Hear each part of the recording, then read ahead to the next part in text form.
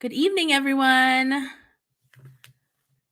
We are live. We have a show today that should be fairly interesting. We are going to be trying to speak Hmong quite often today, so it's going to be quite the challenge for Callie and I. So if you are live with us, please make sure you say hi. Let us know where you're watching us from. We have Ncais Literature on with us today, and this is going to be a quite interesting conversation because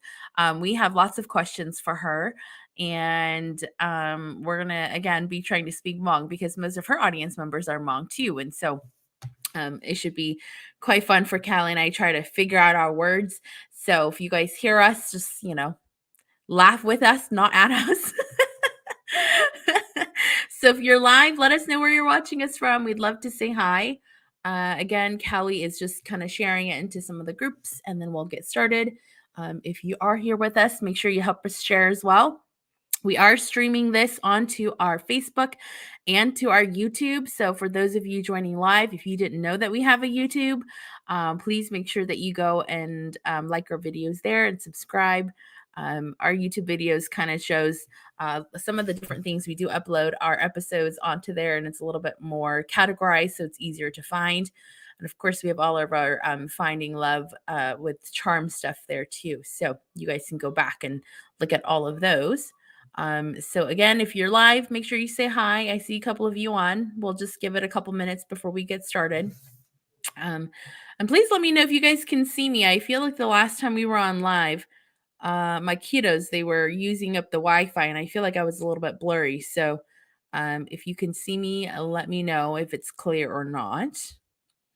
And again, we'll just give it a couple minutes here before we get started.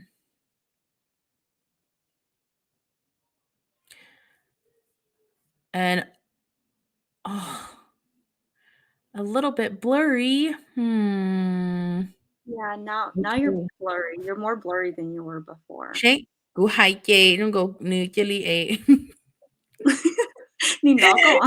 Yeah, ni no go Jenny Kelly na. Okay, I'm gonna text my husband to get the kids off or something. Because they're always the problem. I tell you.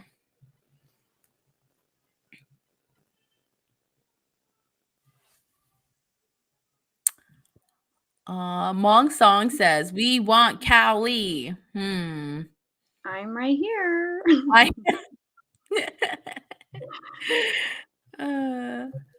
Hello.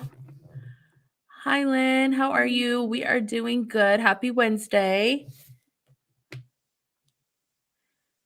All right. We're going to get started in a second here. Okay. News says that they're off Wi-Fi. So hopefully Yeah, it's clear. Yeah, it's clear now. Good. I'm almost done. Okay. And again, for those who are joining, we have a show today. Callie and I are going to attempt to speak as much Hmong as possible because our guests, her viewers, are mainly Lahailu Hmong Sinaya. So Mona Umali try to Hailu Hmong Tia. So Hai Chi Ming Lani Solu Una, okay? 一姑娘攞個茶匙嚟咩得到的？佢講下。We may be searching for words, but I think practice makes perfect. And I think a lot of people can probably resonate with this that, we don't use Hmong as often as we want to or should. And so, especially because, if you live in an area where Chichoma Mona, you don't speak it very much. And so Callie and I are those people. And so I think that we try to use it as much as we can. So, okay, Yumeng says better now. Okay, thank you, Yumeng. I really appreciate that. I'm glad that I'm a bit better now. I always try to make my Wi-Fi work better, but I have a box right next to me and it's still not going. I think it's just because we live out in the countryside and our connection's just not as great. Okay, Kelly, you almost ready?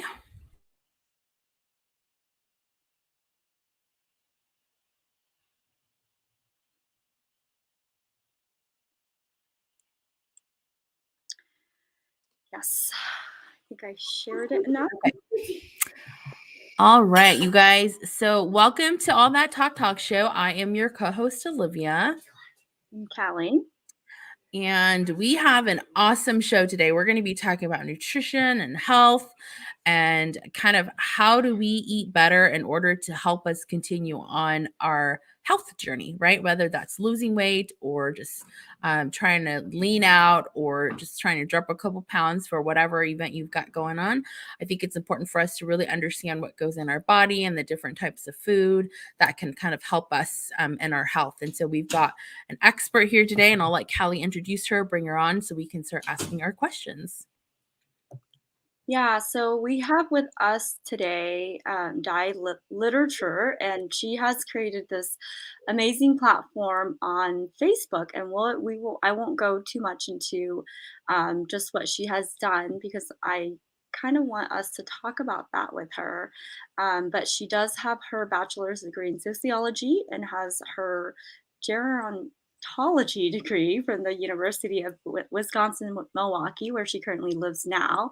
And over the time of her work, she's really studied nutrition and the Hmong community. And that's part of her Facebook page, is being that resource for our Hmong people and really breaking things down. And I love the way that she just simplifies things and makes it really easy to understand, especially for our older Hmong people. And so if you have any questions, certainly please ask those questions in the comment and we will have her help us to address them. Again, this show is going to be a little bit different because we are going to try and speak, or she's definitely going to speak Hmong. Like her Hmong is beautiful and wonderful, but Malay tried to ha Lumong because she is also sharing this over to her Facebook page. So please send us some hearts and love and support as we try our best to make this a Hmong episode. So I'm going to bring her right on. Hi. Hi. Hey, nhớ rong à? Okay. So, trong xia then hana có chừng có lúc xia hơi to thế giờ cho có hai thầu Kelly bỏ có Facebook cú yên muốn share cái bé này có up bé này video cú yên nhẹ cái thế cho có nữ yên lú thế nữ yên我哋係你已經係一卡到個 points 那樣 it's very concise and I love that 古英嘢係對你已經貼個以後啲個十包車一卡一咗你已經貼個做嘅可能先啦你已經全部move all over the place you know so Kelly you want to ask the first question or you want me to ask the first question so 頭個邊就係 literature 個 Facebook page 呢樣一個你就係個佢俾個 Facebook page 就係睇個where do you see it going? Oh yeah. 我知你就股票啲。Thank you so much for inviting me to be your guest today. Yeah, so one day cụ page Ncais Literature nó vậy one day là cụ cụ yên kia cho lầu nương nhớ trâu hậu bé lúc giò nó vậy ở Milwaukee nó vậy thì one day tới nó vậy one day thầu cụ chừng nhớ undergrad nó vậy cụ yên mua họ luyện đâu cho chế lầu ở Mikali lợ nó vậy thì cụ yên mua họ luyện đâu lợ tân tao đó chỉ mà trong cụ đi lợ do ilu different world nó vậy và cho họ tiền lợ more different culture lợ nó giống một chợ lợ thế nó này thì tỏ cá của graduate thì cũng thích decide thì okay cũng lo mua họ luyện cho organization và cho mong xứ nãy giờ thì cũng họ lấy sĩ hận tao lo mua cho lầu especially cho lầu là họ chỉ cho Olumika thế này giờ thì cũng họ lo do ít translator cho lỡ lô của họ lo mua kia sản xa của họ lo mua ít activity cho lỡ kia này giờ thì cũng chỉ sẽ ở lên tới Indo thì thầu của họ trả thì okay thì của họ tờ kiến được họ thì only trong mong xứ này vậy thì cũng thích đi tờ là một cho hỗ trợ chế lầu mong này vậy cho chế adult daycare nè thì cũng thích đi làm một cho mong adult daycare thì Indo thì because of the pandemic này vậy cái món lò đó thì cũng thích đi chỉ tao actually này vậy thì cũng lo nhớ hỗ trợ thì cũng chẳng clear citizen US citizenship class cho tin hình thiệt 但是我只là chỉ cho lâu và lâu từ sự to của những mua activity đó là này vậy thầu của mua activity đó là này chỉ là mua của tỷ lúc bây giờ recreate therapy này vậy và you activity exercise lo và trong món đó lo tên nó này vậy thì của thì sẽ thì cho linh đó thì why not của họ Facebook page này vậy và của kia của cho information nó muốn nữa summary lú đó là thế này còn là báo còn là nó kia sẽ là từ to là này vậy thì cụ tứ cờ thế chị do lo nhó xứ này chị cũng thế decide ok chị cũng qua thế của họ ghé thứ này là xã cỡ thế là technology chia thế này chị cũng thế chị cũng sử mua Facebook page thế dùng gì đâu thế reach out đâu tính mình dùng gì nè chị cũng thế là cũng từ page Ncais Literature đâu lúc xưa ta chỉ nó này chị có đó content thế này có đó video what how do you get the ideas for them like có đó chú ý có lưu create có đó video giờ tin nên nó có question cái ta lại ở đó video là có sẽ sai là tí yang không nói tí yang cụ sang khá đó biết tin nên mong nhỉ Yeah, mostly thầu cụ bí nhưng mà cụ sai lon đời thì một bé limon community nếu mua tới mình ở trên đó vậy thì cụ mua based on cho tới mình ấy bé phương mua liên tơ vừa lô trả xiên trả cái gì lô rồi thì ý là cho lô rồi thì họ yu lô rồi thì bao lê tên đó này vậy thì cũng muốn sai là một chỗ nutrition và chỉ mua này vậy thì cụ liên đó tới chỉ tóc á thì do cho tí này là nông tổ là nông tiêu bé sao bao giờ vô cháu nó này vậy thì thầu lớn nông tôi mà cũng như chỉ bảo medicine cho nó tại vì cũng chưa thì ok do tí họ nó theo do tí có lệch họ nutrition nó lợi nó vậy thì họ đấy họ start của cho content and continually nè anh chỉ tu đi nè vì do cho question là nông tôi thế nè Yeah, liên tới những trong thế mà cho khỏi ý là liên tiệp bé món mà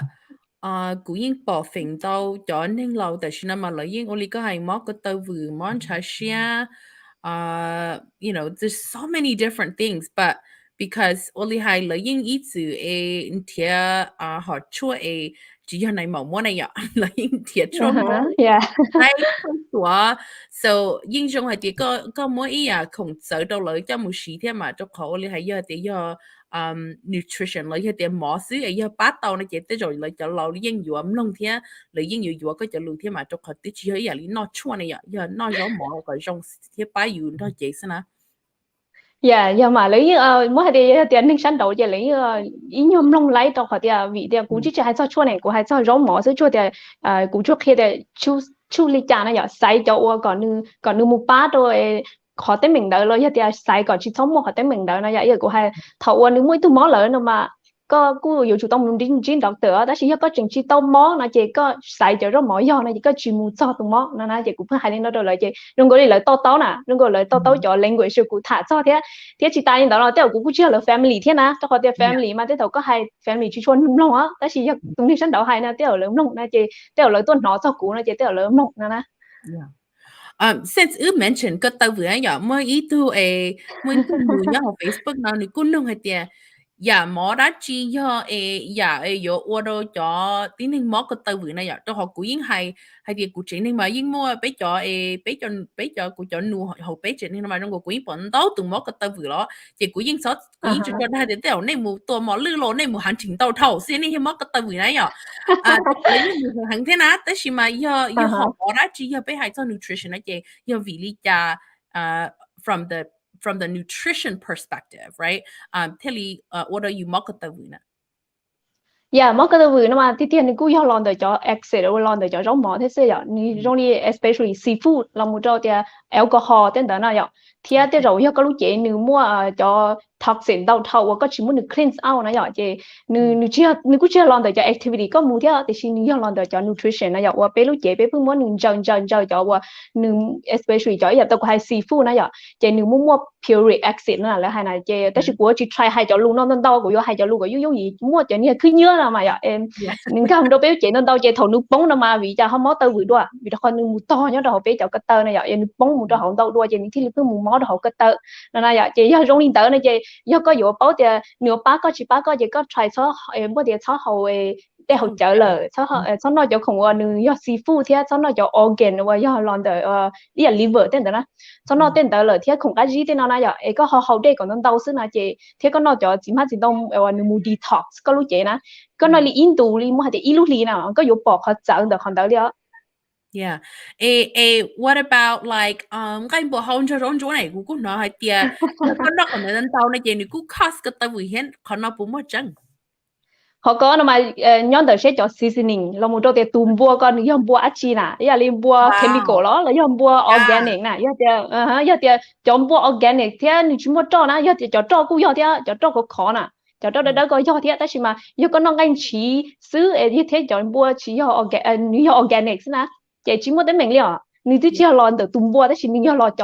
cho không quan cho tùm bùa nó thì cho bé trâu nè giờ thầu bé trâu chỉ là bé nua đó bây giờ bé nua Nua SMG rồi chế đâu luôn thế nó nè chế cho nó cho cost lòng một đồng được còn đỡ sao nè người yêu họ lâu thì chưa cost thì người họ trickle nè trickle ở đâu người ta hết bệnh đó nè. Okay. Okay, brother, I hope that answered your question. So có rất là nhỏ sáng nông có ta thầu y like the Americans said that MSG chỉ trong cho bé nói vì ta nếu bé mót ta học nhỏ but I think that's since been like that chỉ học lên that but in your eyes like does MSG cause headaches? Yeah, nếu mà change thì là chỉ tao mới có research confirm cái hạt địa nhưng do còn đỡ thì anh đã chỉ mà được cụ thể cụ chỉ nó cụ chỉ định cụ mà cụ mua xài cho bao nhiêu vegetable seasoning hoặc cho nó replace đâu cho MSG nè để đó có cụ chỉ bảo thế xin được cụ thể cụ chỉ xài nó nè giờ thì cụ nhớ đến nét sự giờ thì nét xài thì nó là như chúa cha thì nó là cụ sau nó giờ có nói có mua cho xài effect nữa nó là cụ sau nó thế sự nữa nè. Yeah. Okay. Can we do this question? So, no, what are your thoughts about the Hmong chicken diet for postpartum? So, how itu pa niya pa is it Ncais? Am I saying that? Ncais, yeah, Ncais. And because when so going mo autumn that so tagu you autumn tanay na the chicken diet. But what are your thoughts on chicken diet for pito pa niya Ncais? OK，เขาก็มากูปอตัวที่นี่เขาจงชับเลยกูเกี่ยวกูตื่นนอนที่แต่ชิมากูสาก่อนจีตัวที่นั่นน่ะอย่าลีเดียนี่มั่วนี่โอเค complete ตัว protein เลยแต่ชิเดียที่จะ herbs นั่นน่ะอย่าที่นี่กูจึง要เขาเดียนนอกชอนะพี่อ่ะนอกชอนอก fresh ที่จึง要นอก protein เราเดี๋ยวจะไก่ว่าที่ชื่อเดียไก่อาจจะชื่อไก่ต่อตลาดให้แบบphình tàu bây một tua choวันนี้cho cái ní phình tàu nhưng nhớ đâu ní chỉ organic แต่ทีนี้cho cáiวันนี้ healthy ที่นะเจ้าเขาnói như thếเขาrongแต่是กูสาก่อนจีนะอย่างแต่กูทุกที่มากูสาก่อนจีมูเจ้าเขา diet จีนะมายี่ห้อ fruit ที่ vegetable นะแต่是เขาจะวันนึงมั่ว exercise นะxử lýจะจีมาจีนต้องนะxử lý watermelon ก็ยิ่งน่าเตาhọ mong đi mong là như nó tàu là một trâu thì Apple mà cứ nó tàu theo đó nhưng mà cho câu trở lại nó chỉ chua rong nó đâu lúc chạy có chừng chít chia nữa thế chứ nào đó chỉ cho chỉ mà chỉ tông nếu mà cho chua nè ấy có chúng nó cho nó là đó chỉ xong nó chỉ chia sao yêu chúng chia còn nhớ room temperature nè giờ chỉ cụ sa thì nhớ gì cho nó gì đâu thế nè mà nếu hai giờ rong này giờ hai giờ rong đâu lúc chạy thật bé nhiều coi nhớ có liền đó nè. Yeah. I think như nhớ trời đâu bây giờ bao nhiêu cũng như hành nhắc thật cũng cũng nhớ đó mà it's so hard for me. Cũng như nó tôi hết tất mà cũng tôi lý có hay cũng sao cái này add different fruit here vegetable đâu có you kinh nó mình chỉ nói you know I think it's hard. Yeah. Có chỉ lý nó cái for ý lý thế này nhở. Yeah. I don't know about other people but đâu có mà it's very hard. Yeah. Nhớ hẳn là cho họ tên như cá thế chỉ tay đó là nó cút hùa thế nào hùa thế nào chứ thế họ chỉ complete á nó chỉ complete nutrition à. Yeah. Cal, I think there was another question. I might have missed it. You want to do the single mother one? That one? Is that the one? That Yeah, one we can. Right Yeah, after. we can. Yep, we can ask that question. Ooh. She says, "Hi, I am a single mother and I work full time. With a busy life, I want to find grocery selections that are full of nutrition for my kids. My kids are really skinny too, so I am trying to find yummy, nutritious food selection for my kids that are pure good for their growing bodies. We eat a lot of bread, Hmong food, ma and meat, veggies and fruits, sometimes fast food. I'm trying to do better as a mom for them and myself. Please and thank you." So, các bố mấy cho recommendation lo cho tay mỏ lý you mua tala you ku you thiết but it's a little bit more nutritional for our kids. Well, for kids là chị cũng yêu của hai đó nè, giờ tên này yếu mi là cho họ chế gì như chúng nó mi sẽ biết tại chỉ giờ tên này yếu khổng nó là chị cũng chỉ cho recommend yếu can, vậy là đi cho rau như họ cho cái bông nè, cũng chỉ cho recommend cho đó họ là cho chế thì là cho sodium nên đâu đó họ nè, chị yêu của hai nhưng ý nhiều nhà cho đó tụi linh nhẹเลยnhư chúng tôi home cook mà như the bestเลยthì có yếu chúng tôi yếu variety nè, variety vegetable thì fruit nè, yếu chúng mua nhau available tali nè chị, tới thầu mi nhiều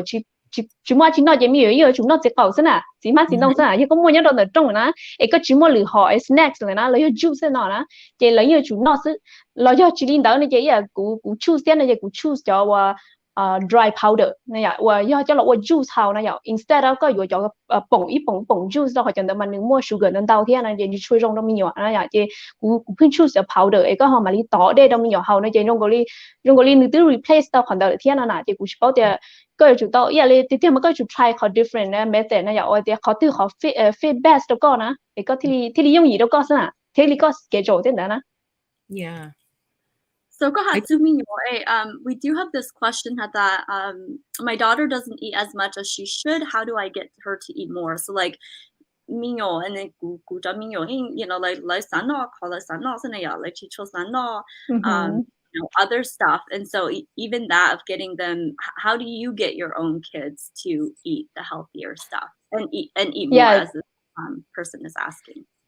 Yeah, I get this question a lot too. Cho họ thì cũng mỗi thứ nhiều ít tu mà nếu nó thì cũng nó thế, giờ là everything cũng nó giờ nếu nó cũng share nó cũng ta chỉ ít tu giờ như chỉ nó rau thì nhiều nó ngay cái ký rồi giờ chắc không có cá sao, tu giờ tu giàu này giờ nếu chỉ nó rau xưa thì chỉ có chụp bao thì nếu chỉ nó ăn chia, cho họ thì cũng chia thì chỉ nó mỏ sao cũng chưa tao tên giờ là tu nông nó mà tao nữa tao sai thì giờ thì tu mình nhiều đó nếu chỉ nó ăn chia kia na, xong rồi giờ for example nếu chỉ nó rau kia lý là chỉ có chụp tao try muốn chia xua cho họ cái lo replace họ rau ở đâu nữa nè, for example đi tụi mình xài này chỉ nhớ nó rau ở nước bỏ nhà nhưng chúa sẽ chỉ những cái chỉ nó là những hai này là thì chỉ mà củ xí à, bây giờ của hai củ xí cho powder, hoặc là dry fruit powder mix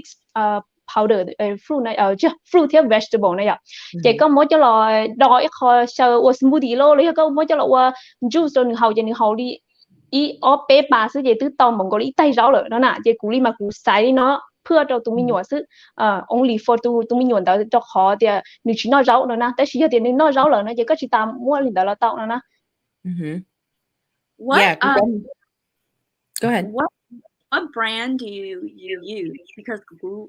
you know, I think there's a lot of brands out there. So chỉ bảo hạt tạoอยู่hạtที่เนี่ย ก็อยู่จุดต้องใส่เขาว่า the most ingredients ว่าหนึ่งมั่วเนี่ยเราhỏi là điเราเขาเดี๋ยวbỏ xanhก็อยู่มืออยู่อีเทีย dry fruit เทีย vegetable แล้วมันก็อยู่จุดเชื่ออยู่ว่าลีเดีย orange แล้วย่อมัน banana ซึ่งน่ะก็อยู่อยู่ก็หนึ่งเตาชาเลยเก่าเย่มัวเก่าอยากคงเนี่ยเรานะเจ้ากูลีมากูอยู่ว่า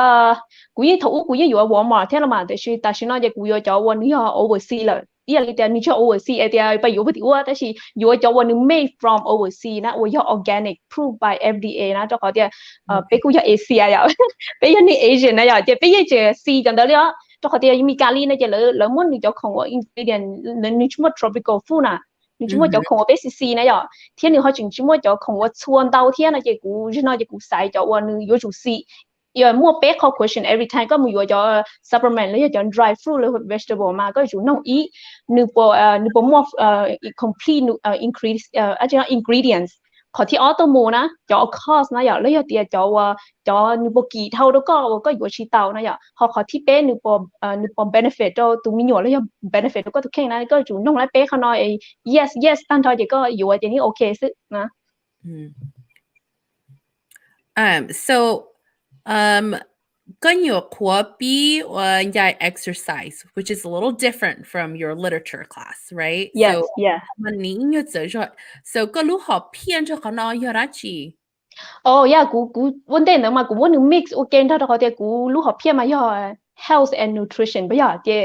ย่อกูว่า mix 到เขา在 literature เจ中国里ได้头中国里กู feel 我做 audience เลย confuse 啊เจกูสาเดีย到เขากูต้องสาระ exercise every day นะว่าย่อ life every day นะแต่ชิมากู cú chỉ sao lên đó có lỡ feel đó ni exercise đó chị cho lỡ chỉ sao để chị lỡ bài nó giờ chị cú sao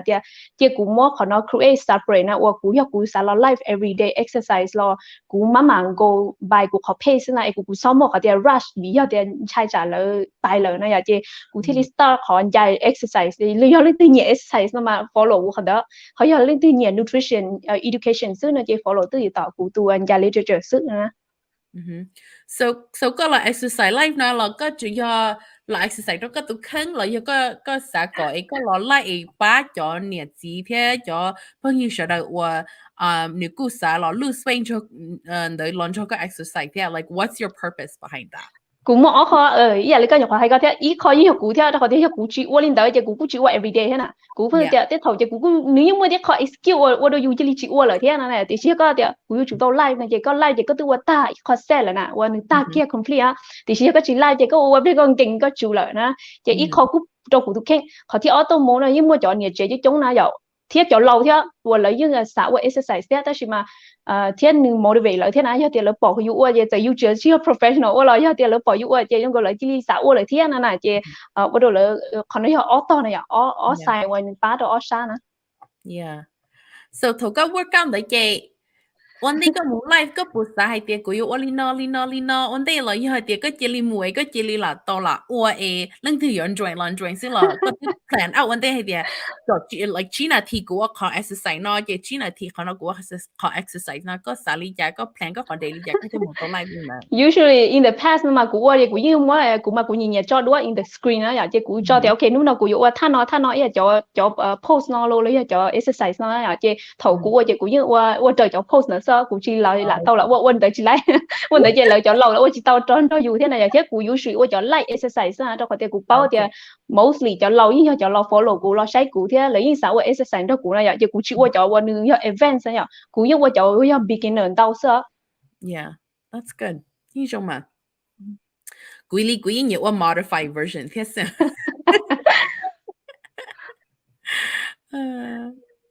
All right, next question.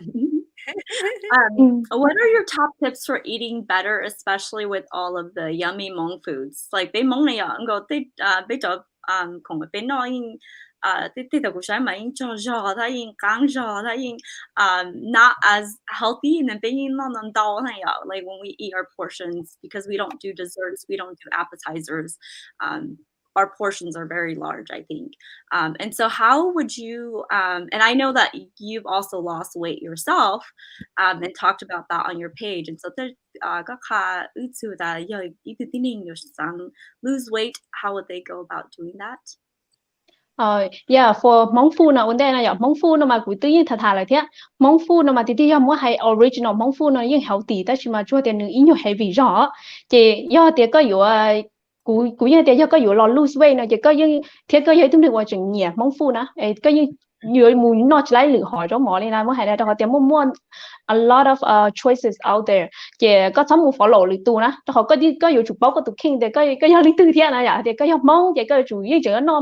mong liao, chỉ cóอยู่ lose weight cóอยู่plan là nó healthy nó là có chú tao adjust có cho mỏ này vậy, bây giờ mong lý nó mà họ heavy chấp lần này chỉ có pro mỏ sao, giờ có muốn bảo pro mỏ đỡ healthy chứ chỉ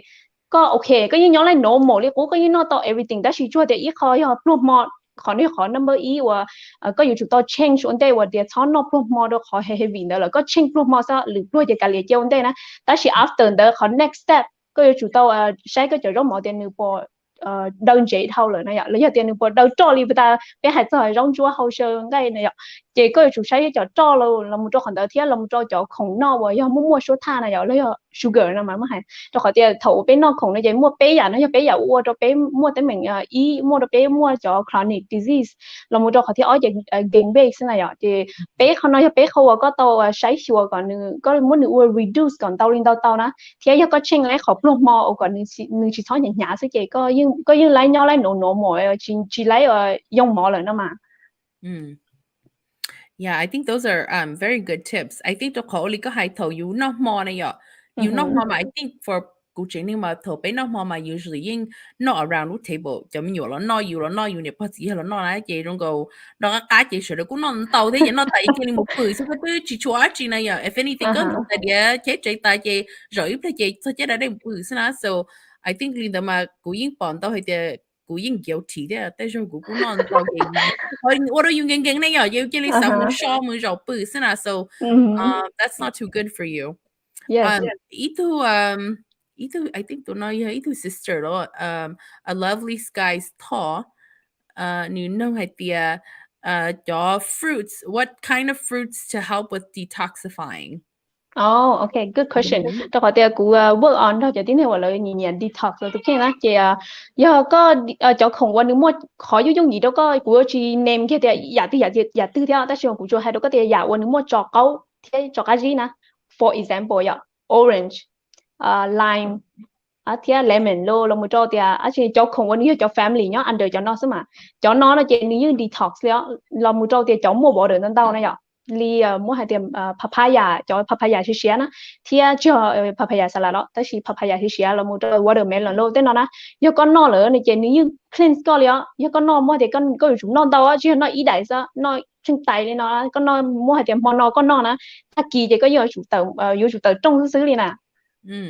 That's good. So like watermelon because you know it has a lot of water. Yes, cho có những ok mà, cho có những cho họ nếu mua bỏ được ra thì nếu như là mua cleanse cái lúc body mà thì chỉ cho detox nó chỉ chủ yếu cho mua cho câu theo cái gì ok á, mua cho câu theo cái gì apple là những tàu là green apple nè, tên là những tàu hết. So more of like the citrusy. Yes, yes. Yeah. Okay. So like speaking of fruits, is it good to eat really sugary fruits like because I've heard that like it's good that you're eating fruits, but you got it's not good for your, like your body as well. Yeah, như chỉ trong thế à, cho họ thì cho cái gì thì cũng như trong tàu tiền bé phình đâu cho cái gì thì bé xài cho cái gì thì theo cái nè. For example, jackfruit bây giờ thì chỉ nó cho durian luôn đấy nó bây giờ cho nó nếu như mua có cái gì thì cho xì cho chỉ mango như xì nè cho nó nhưng nếu như cái gì này cho cái gì thì có non đâu chỉ nếu chắc mua cái gì thế sư mà nếu chắc muốn gì cái gì đâu yếu chị thế sư mà chỉ yếu chủ tao reduce dần dần này ôi lòng nó đồ cho ta của hai đôi thế sư cho câu chợ luôn là một đôi cho mua đen tàu sư này chỉ mua tới mình nữa. Yeah, I think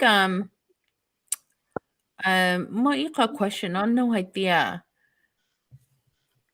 Ôi giờ cho số từ lại thế tao đã scroll down. Maybe I scrolled up and it just kept. I don't know if this is really a nutrition question, but maybe como call gay sad so that got share So Carter, show no idea. Is intermittent fasting okay with Hmong foods? Họ có mà có thì mà có chủ tao sang chỗ có tụ khen á, thì có uo bỏ lại mù li nè, thì có uo bỏ lại li có stick lấy li có mù li nè. Cho họ thì có feel thì có stick lấy li có mù li nên đấy nó chỉ có chủ tao là chinh nhập tập của hai sự reduce cho sodium thì reduce cho seasoning thì có chủ reduce có họ pua mò số chỉ có những nhà online nổ mò nè chỉ cũng sao thì nếu cũng ok thế thì chỉ có chủ nông thì có nhóm bỏ lại họ là họ schedule đi có bài li nè. Yeah. Cú ý hành nhất hay cú try của nó,但是嘛，頭個有個比我見你英我都個其他行業就佢個人 body 去 use 咗，但是嘛，但是呢，cú ý nhớ cho ở bên mình cú chỉ try blali I usually just like eat a light dinner and I'm good, but that's me. Yeah. So you just have to listen to your body. 我理解係要做弄上咗要錄嘢寫咗，我理解要嘛你比到個陣時要你我呢係要叫你殺佬啲啊。Yeah, thế sẽ có bao nhiêu nữa我好容易nhà thế à? Giờ thì我容易nhà thì chỉ用咗啦。Yeah, I think it works for me because 古時候我好耐先咧，古次 use 個 energy to move 我 production low 啦，因為雜控咧要應手我識嘅 it's probably safer for me, but I would just assess your situation. Yeah. Mo itu tu brother na ni jakan no question na kana gugu sa pau thia vi to kai te ku yin po yo ni tin no mo li no. Hai tia it was safe to eat the whole orange with the skin. So na is it orange? Not? I've heard that before, but gucci to try đồ đó khó quý nhảy tụi này, because you know like you she just the orange cho lo scrape not cho mora. So I think that's why people ask this question of is it safe to eat the orange with the actual skin, because being she like skin like cho lo cho u cho no you know kind of like the lemon stuff. Titi mà cú sa tia orange skin á giờ mà do tia dụ chủ sẽ những một chemical cho là spray cho tia còn nó họ có dụ chụp tao size titi mà nếu cái mà the whole fruit á cho họ tia nếu mua vitamin đơn tao vậy nè giờ cho tia sẽ tia giờ của người ta của hai thế chứ có một chemical spray cho sơ giờ tia có như feel tia ok nếu chỉ mua chỉ nhau san đậu nè giờ chỉ nó lo tao thế có bác sĩ chứ à cú tao xỉ tia Yeah, cú tao xí hết, tao cú thế để cú sa bao cái sa lý gia vị cho họ cú nó ở bên tụi mình lại tiền lớn nó lên đó nè, họ cú lên mà cú chia nó cú chia là nó là giờ cú sa sao riêng cú đi chỉ cá liền, cho họ cú ít chỉ chuyện nó lại tới này so. That sounds gross. Yeah. So this next question says, any benefits to eating raw vegetables compared to cooked vegetables? Okay,เขาก็แล้วกูมั่วđâuอยาก confuse 啊就กู就 audience นึงกูไม่ได้ video เติมมูนะอยากกูเดียวอยู่จู่นอจะนออยู่จู่ไอ้เจ้าอยู่จู่prepare cook แล้วอยาก prepare raw นะยังแต่ก็นะแต่ชิมาขอ raw นะมาขอเต็มเหม่งเดียวเนาะอีเทียนะจะอีเลย for example รี bean sprouts นะอยากจะเนี่ยเกาเต่านะcâu tàu nó ngayเดี๋ยวก็นอนยงไปนอนไปนอนยงเตาแต่ชี้เดี๋ยวก็อยู่ต้อง be careful ขนาดเดี๋ยวจ่ายพี่มุ่ง bacteria โลเต้นเดี๋ยวซะไอ้หนูว่าเราอยู่มั่วเต้นเหม่งเจ้าเขาอยู่ปลาซึเขาน้อยจะเราแต่ชี้กูมั่วอีเทียรี for example รี carrot นะอย่า carrot เรามั่วเจ้าbroccoli โลเต้นเดี๋ยวนะเทียรี cabbage เต้นนะเดี๋ยวแล้วกูเดี๋ยวก็มั่วนู cook แล้วก็มั่วนู steam แล้วนะจะนูมั่ว more nutrition ดัวเรีย raw นั่นน่ะเดี๋ยวเขาน้อยเขาว่าก็จุดเป้าจะเราเดี๋ยวเทียซื้อเทียอยากของก็nhìn nhìn nó nữa đó những có nhìn nó nhồng là nhìn nó xỉa nữa yeah that makes sense. Okay, so có question nó luôn no mà hay tia could you, I don't know how to translate this among, so I would read it in English and then okay go ahead. Yeah, could you share your top tips on how people can improve their eating? And especially because like you go bé thằng nó này à, chính go nó học tư kháng nó chỉ tao lên này à. And so maybe you can help us just to have that realistically bé nó lại chăng so that we still enjoy the food but then we still take care of ourselves as well. yeah the good king mà one day the cũng như mua nó đâu họ tới mình cho ý định thế là họ thì cũng như chúng mình nhìn nhìn nó hay rồi thì thầu yêu nó thì giống như là hay đang ca yêu nó thì yêu như control chỉ tao yêu cái rồi thì có những nó bay có những xả thì yêu như xả thì họ last minute thế này thì yêu từ nó cứ mà nói chỉ nó thế lo thế nào vậy thì thế thầu yêu chừng mua đó cho family hoặc là mua party ta li na lấy là mua nó buffet ta li mua hay na thì như nhớ hàng trong có control na, ta chỉ có thi vô có bao có reduce hoặc trong họ có intake rồi giống mỏ bị phê cho giống mỏ chỉ cho trong đó chị nó chị hậu đây còn đến đâu này ạ hậu đây ta liao có chụp practice hậu đây á tao thì có hậu đây này chị udah có lúc plan nửa thứ trâu rồi này ạ nửa thứ bùi ra này chị udah có chỉ cho mua khỏi sản nó không nữa nè thế thầu có nó lấy mê lợi đó có lúc plan thì chúng mua space cho hậu lợi nữa nè chị yêu chụp practice hậu đây sẽ yêu chụp hậu đây at least chủ yếu chỉ một trâu xa một gì bà đồ to ít nữa, ta chỉ cho họ at the same time á, muốn spread out nè, chỉ có linh đó này chỉ có lúc body used to hay là từ cho plan lại nè, chỉ cho ăn khí uống khí no lại nè, chỉ họ đây họ nói họ nó bị chỉ muốn lười giả thế, chỉ họ nói họ lo sắp lại nè. Yeah, that's a great tip. Can we answer this question about the placenta? Yeah, I saw that one. What are your thoughts of people eating a placenta? Does it really contain beneficial nutrients? And for anybody who doesn't know what the placenta is, and correct me, I could be wrong too. So, but I think that the placenta is what holds the baby when they're in your stomach, right? And so then when it comes out, lúc chế mình nhỏ nè, lúc này plau chế mình nhỏ này, cũng chỉ bảo theo, cũng chỉ tao một research hay đi, cũng chỉ tao nói cho đi, lúc mới cho nó theo, thì chỉ cũng bảo thì lúc mới cho một lưỡi giặc không mà, thì mà cũng chỉ tao bảo thì lúc mới cho nó theo, thì họ nó cũng chỉ tao confirm tế đâu nó nè,แต่chỉ mà giờ lên thì sao bảo gì nó cũng feel free to inbox cũng nãy cũng làm research gì nè, tao có thể cũng chỉ show hay thì cho lo, tao ní mua nutrition nữa đấy, thì mà sẽ yêu họ chỉ xả xí rồi, tao có thể ní chỉ nhau nhau họ phải lúc bảo đi ha, thì mà sẽ bồi rong chua rồi lo. Yeah. There's I've read stuff about how it's very, very beneficial because when your baby is in your stomach, right, they're getting all of the nutritions and stuff, and so there's been people that do that. Although the thought of it is quite Yeah. disgusting, but apparently people do I take it was and gonna then say, like no. is that a normal practice for bé mong? I mean, của each đó nó I don't sorry, think tao we're hay để bé mong nó lu plau chế mình nhuận there, but maybe Mika people, I it's don't know. American, yeah. Yeah, I've maybe heard Mikasa. yeah. Yeah. Mong mà cũng sẽ tiêu lưỡi cho xíu lưỡi na, ya li xí cho lo more into ritual lo lo cho kế quay ya li ya ở trên đó nè, nếu như走rồi spiritual trên đó nè, nếu chỉ cho lo nọ nè, thế thì lưỡi cho xí chia thì cho lo follow cho lo đây khó có thứ lo trên đó, tiêu lưỡi cho lo quên đó nè. Yeah. Oh, lo lu nu nó ai cũng nhiều lo lu nu nó cho có cũng như bảo hay bé mong phình tàu yên sa bao. What are some foods for lowering cholesterol diabetes, especially for our elders? How can we encourage them? Còn nó mà nung cũng yên cũng nhiều ít tuần này món chả ajin, chả don, chả xian, chả chỉ là mót tali. Tại vì mà nhiều ít tuần này để đánh nhau你感到就冇诶个你年到冇感头那样，也我理解系同的嘢 something takes over our body. We're just eating, right? Like 你已經個餐安仔那嘛，你多個要冇嘛，你買連團仔都冇啊，you know? So what's your advice for foods that we can help our elders with to lowering their cholesterol and diabetes? Yeah, for cholesterol chị cũng như mua tới mình ta li thế cũng như thả ta li ung thư lo nãy giờ cholesterol chị tí như bé ý khó ôn bé mua cho nhớ đầu bé chọn chả mà do ý bé nó cho theo nó cho và do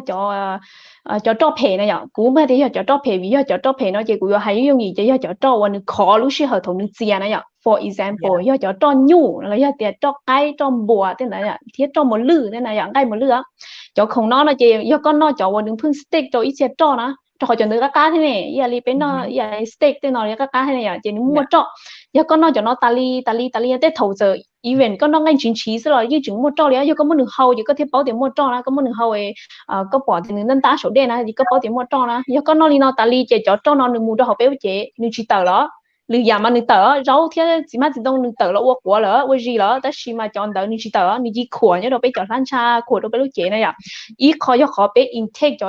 cho chỉ trong họ thì auto mô nó vậy ý cũng ta đặc hay đôi thế bé chỉ cleanse bé lúc body nữa nè bé chỉ nó cho chỉ má chỉ đâu anh mù dâu lúc chị giàu thiên nữa nè chị lo yêu bé chỉ nó cho trôi rong mù dâu lúc chị thiên nè chị nữ over year nó chị nữ thì build up chị thiếu ở bé một cholesterol thì bé chỉ hậu đen đầu thiên nữa nè chị yếu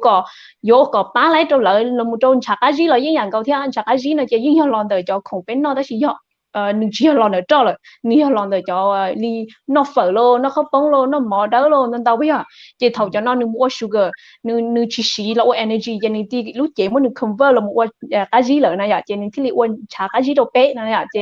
nếu được cái là một bông đâu không phải ta của hai đôi thế chỉ nó chỉ má chỉ đông giàu chỉ yêu lúc chị giàu lần để đê thế nhưng chỉ tự hư giàu thế này à chị mua ở bây giờ có yêu chủ xài cho giống món nó sao họ cho lâu yêu encourage lại đi trả này chị yo cú yo hai đi chả yo tiền yo dùng gì chơi cú như xã có tụ doctor hai đô lỡ xứ họ tiền phèn tao ý lưỡng nông doctor thế họ thì ó lưỡng nông cho nên outside và tết thầu chơi như tiền yo chủ như dàn nó mà thì đi dùng gì nãy giờ bỗng nhiên nên tao bây giờ yo thì có một thiệt chua mong kia sẽ là những bỗng nhiên đó con thiệt ông chua mì cá kia là bỗng nhiên đó chơi cú thì ý từ hai đô giờ lâu á giờ nên chỉ xã có nên bỗng nhiên á chơi nên nói giống mỏ xứ cho nó mà freezer đây là freezer họ giống mỏ là người dùng gì thiệt thế nào người chỉ lấy một thiệt tìm đó thấy tế rồi thế nào chuồn à họ mi cà li là bé chỉ ta muốn chín đầu tờ đi nè cho giống mỏ nó bé lòng chơi tàu như dùng gì này chơi thầu có một họ compare họ price nó đâu lợi chơi u đâu lợi một họ chạy thiệt ít họ có compare lấy đâu lợi này chơi họ thầu lợi món nữa nè bây giờ li for example cũng nhiều món này chơi cũng như bát chỉ lấy cũng nhiều đó cũng chua nhớ để support cũng nhiều chứ cũng vô chăm cũng handle check họ món để ít pon cho đừng thế nào cho họ còn đấy the only reason cho lỡ sao Yeah. No, I think có hai khỏi I think how you lo na ya you chi pu dog illnesses and stuff like that and you know like you stand no that she how you be low the your body new process she tao and you be build up the so it's better to make the changes now even though you sa no na ya you sa no you sa how you sa do all the stuff but then if you know just like cut down on stuff and then you can live a better life when you're older. Yeah, yeah. Mỗi chuyện mà họ có yêu cái chuyện đó họ thì có change tại nó vậy nếu hay giờ nếu ít họ sĩ đua đâu câu ya bị xóa sự họ thì for example tại sao có tức là lâu rồi có họ mua máu rồi có họ mà đi mua star pi nó là những chuyện chỉ lý đó những chuyện chỉ tao lý đó họ thì mỗi chuyện trong tù rồi những xong đời đâu cụ thì ô lý cha tại nó có mà lọc xe cụ tứ máu ta rồi nó nè tại sao cụ những hai đâu nữa thì những chuyện tao lý này giờ lý này cho lo sai tại nó nè ta kỳ lấy tiền ta xin ở California vậy nên chỗ nó mò nè ít bên nên nó mò nên lòng kia là tứ tàu nè nên chỉ tài vô tàu cho thầu tư lấy next year đi à lòng kia ít bên lên tàu ta kỳ là tàu bù đó chỗ đó mò nó hả? Yeah. Yeah, you're so right about that. I think 你用耳朵洗 more than to not to be able to 洗錯。Yeah, right. 同埋頭跟我嘛，如果轉到8個輪都幾少好多嘛，you're pretty much screwed. So you have to start changes now. Right. Mà ở bên là luôn hơn gì có cho họ cho nó mà nếu họ làm được cho tính hình lo ước có show này thử mới có đầy đủ post hay gì cái lo ra họ có show lo thật cho nutrition này vậy lấy mà bị tụi nên mới lấy cho question cho nó vậy cú sẵn không thế tụi nó họ cho Ncais Vang you know the hypothyroidism. I've been trying so many things to help lose weight and fuel nutrition to the body needs and haven't yet found an answer. So first and foremost, I don't know what hypothyroidism is, so I don't know if you do. Yeah, ni ho lu nhớ nợ bé lúc ca nè, chị luôn đợi này chị cụ sa thì bé cụ thọ hay lo lu ca thế rồi thì trái bé trời họ điều đó chị bảo thì chị như dung gì ha lu bó ca và nhớ đợi bé lúc ca nó này và nữ lu họ lử lấy tiền nữ khó function á nữ ho là một control bé cho hormone vậy nữ một control bé cho hormone thì burn energy lý cha này vậy chị ho thì đầu tư nữ chịu họ lử normal lỡ nó nè nữ mỏ cho kế sa ý nữ overreact lấy họ thì nữ underreact này ạ. Vậy thì nếu overreact này thì nếu what do you lose weight constantly nè. Vậy thì nếu lose weight hay hàng thiên what do you your mua vậy thì địa ta how low thì nó biết à. Nếu what do you linh đỡ nên là vậy thì nếu under bây giờ là oh no overreact. Họ vậy thì nếu underreact này thì nếu trong này ta tu nếu nông này vậy nếu what do you gain weight nè. Cho họ thì nếu chịu họ lười trong thì nếu chịu control lúc chế nếu lúc chế chịu burn thế này vậy chịu burn energy low thế nó chế nếu đâu you cho you dùng gì thế nè thế muốn đâu vậy và side effect là thế thì you dùng gì chế như là tiền overreact họ giờ thì chỉ nên tới này cũng mới sẽ là nó tốt ra thế do có họ phải muốn nó ok thế này vậy muốn thay tử kia nè có một thay tử này chế nếu cũng giờ họ chỉ dùng này vậy giờ thì có một thay tử này chế nếu một phần nhiều cho bé lúc chị nên chúng ta chỉ control này chị thông tới thầu có lấy nó đầu từ cho everyday một control có cho hormone nó chị còn nó thấy không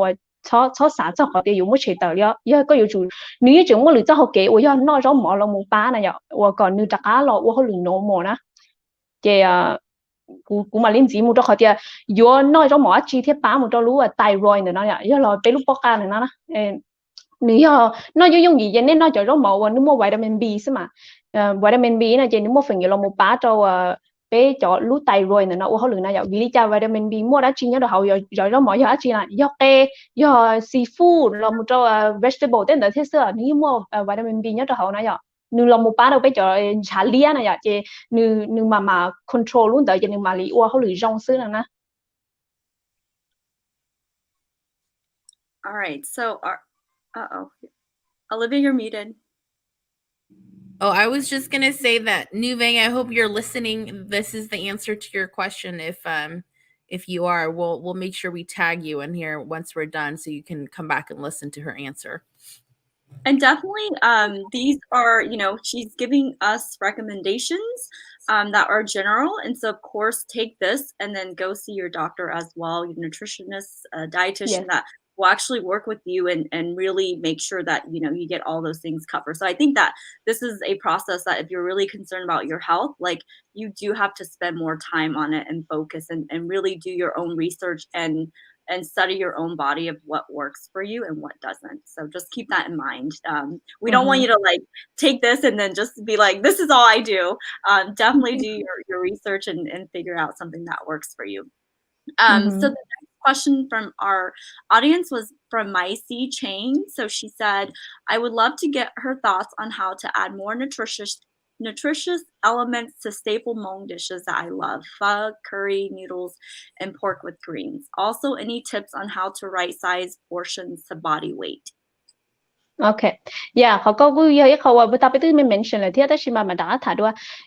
do hay cho rau mỏ yếu đi ra còn nếu mua nutrition cho bé này à xử lý phở lô rồi doแต่เขาbốn tên là biết phở nó cú sáng mà phở uốn nó bớt ý đâu thì bé non tàu thầu này vậy chị lúc nó thả ra phở đó có tiền phở nó chỉ yếu đi ra còn nếu healthy nó mà nếu như lòng cho cua sao cho cua cho brown này ạ chọn tới nó mà do bé do một bị từ tiền bé mua bớt餐 nhu trâu bé trở mua ít seasoning lâu trâu bé trở cho bé cho herbs tên là trâu thế như cho rong ta chỉ bé trở cho giấy đâu thế ta chỉ ít lấy thầu bé cho nó bé trở cho ú cho nó hay bây giờ chỉ nếu over cho sodium đâu thâu rồi nè cái gì lần đầu cho lần đầu giấy lần đầu nè chỉ khó nói khó chuyên môn nutrition do nư kill cho nutrition ta xem na chỉ do uo có dùng gì chỉ bé sống mua cho nó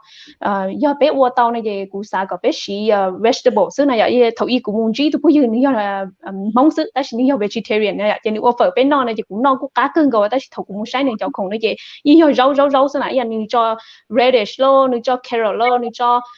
tên như không qua trong cái rau xứ này thì chỉ như uo lại thế mushroom tên rau xứ này chỉ cho cua như tờ lo cá liền ta chỉ nghĩ chỉ cho cá mổ li trong cái mà cho khỏi tiền chỉ mong cái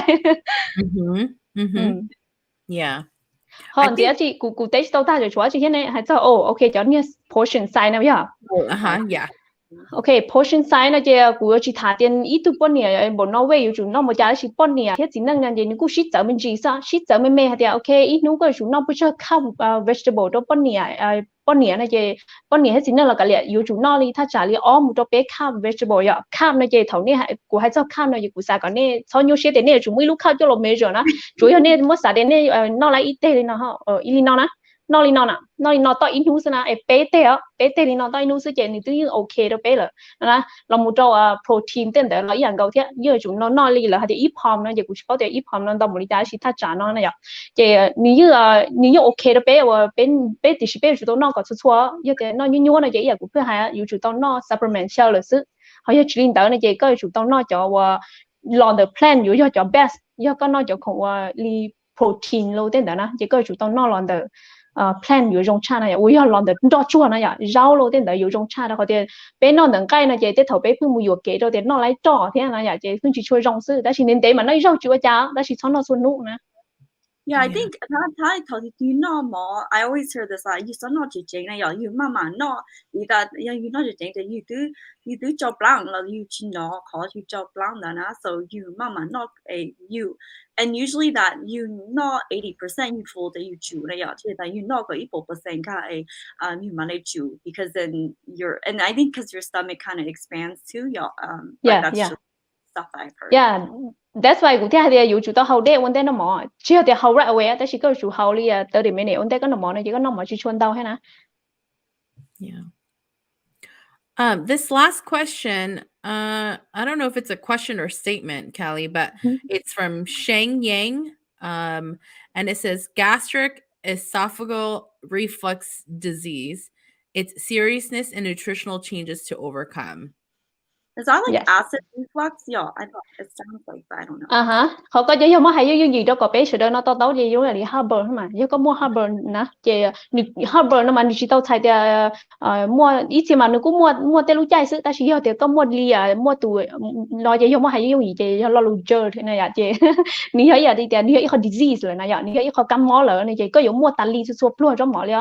ta chỉ ní hay lo được cho trong máu của hai nữa nó thế nào, dạ ý này chị có thấy thứ nào như hậu đây hậu chợ thì hậu giang thế nào, cũng có cost vì thì mua cho air rồi mua cho đâu béo chế này, ôn nutrient mua cho exit thế này, chế nếu cứ đồ lúc lá mua ship trong đó cho trong mọi chế nếu thế đặt mua cho đặt lọ này, còn nếu họ thì auto mua này chế có chỉ chế có lúc lá mình không đi nè, nếu mà tao hỏi nó,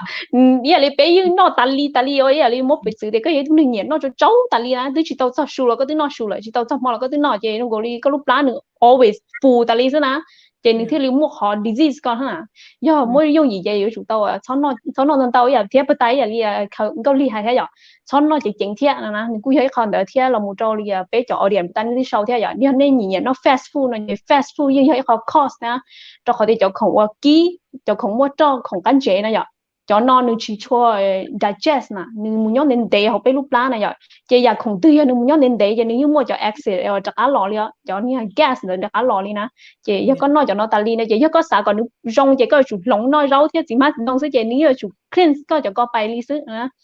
Yeah. Oh my gosh, we have so many questions to get through. And then go just I think Callie, you're looking at the same question I am. Kidney stones. Not that one, but we can answer a few more. Yeah, go ahead. Yeah.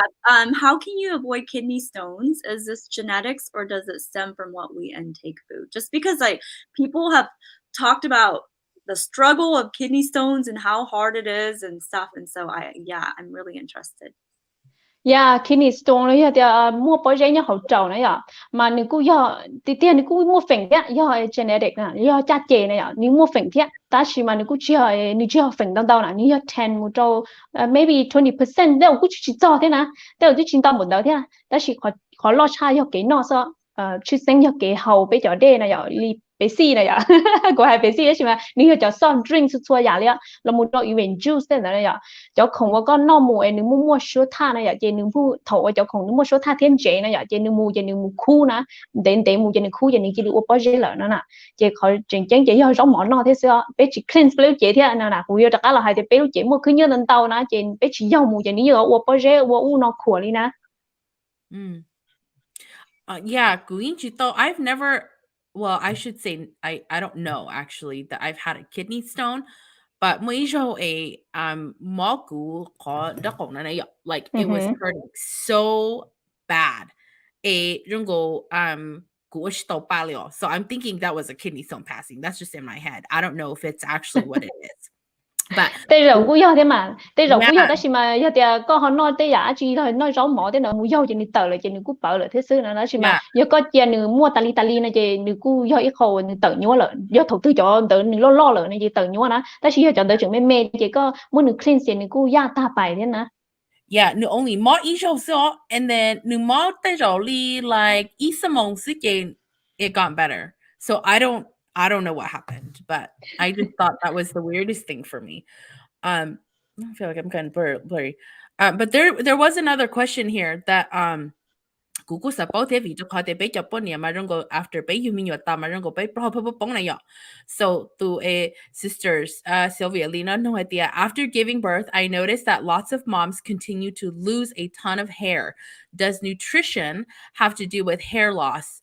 Any recommendations to help with hair loss? Yes, cú nông khó question có cú trâu nông khó question có tali này giờ lời thứ nông thứ tôi chứ trong thêm mà ít khó này chị có lấy son chùa này giờ có lấy son chùa thì ý có ý bảo tiền do có chỗ hormone và nữ ô có bao lê lỡ này chị xài tàu thì có lấy nó rau mỏ thế,但是mà ý của hay ý chủ nó có tàu xua ya protein tên đó này giờ vitamin C protein cho number ý protein cho number ý ô được bây giờ bao nó có tổ chuột nè, cho họ protein là một bát được bây giờ muscle tissue này giờ chị nếu tổ bây giờ bao có khó thế nếu bát có đừng grow này ạ, chỉ có nó protein chỉ giàu này chỉ ní ý phèn nhất là hậu thế,但是嘛，伊也個係不打，所攞 protein 咯，等雞先，冇別隻頭邊頭做 protein，而別實際用雞咯，你有啲有雞咯，有農有 nuts 等等啦。但是你有 vegetable 添嘛，你冇 vegetable 有啲後天冇 nuts，那就估 recommend 攞有 nuts，那你有啲攞落的肉等等啦 ，greens 等等用多啦，就係有呢細，你用 J 啦。họ giờ tiền nên nó cái thiên cái mùa tên nó chỉ nhiều một phần tiền nên nó lấy cho lợn nó này chỉ nó protein cần đâu nó giờ thì chỉ 3 thiên là chỉ nên nó cho chỉ mát chỉ nó là mua stem cell chứ xí nè cho họ tiền nhiều một phần là một 3 được biết cho cell còn nếu đã regrow lấy giờ thì nếu protect the cell from dying á. Cho fruits thì cho more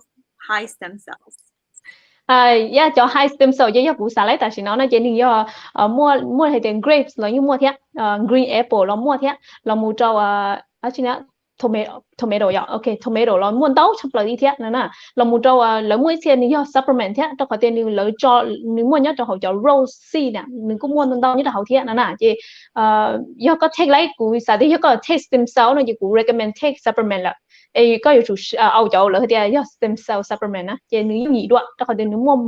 more ingredients. Họ có yêu take food xứ này chỉ như cho lý của hay nó thế, bé thì nó tàu thế này, họ lười dài chỉ cũng chỉ cho nó lại thế này. Yeah. All great answers. Giờ thì lấy từ sắp báo chính gì nó lo follow cú à lấy feel free to inbox me and cú mà lisa kia đại list cho không nó lo tên nó thì easy to understand nó giờ hỏi thì nè họ sa follow cú nó lo follow cú nè cú như lo kia tali thế nào. Yeah. Should All we right, do Callie. one last question? Should we do What one happened? last question? Yeah, Do you let's want take to do one last question. Which one should we do? I know you guys have so many. But you know, I think we're only gonna take one last question.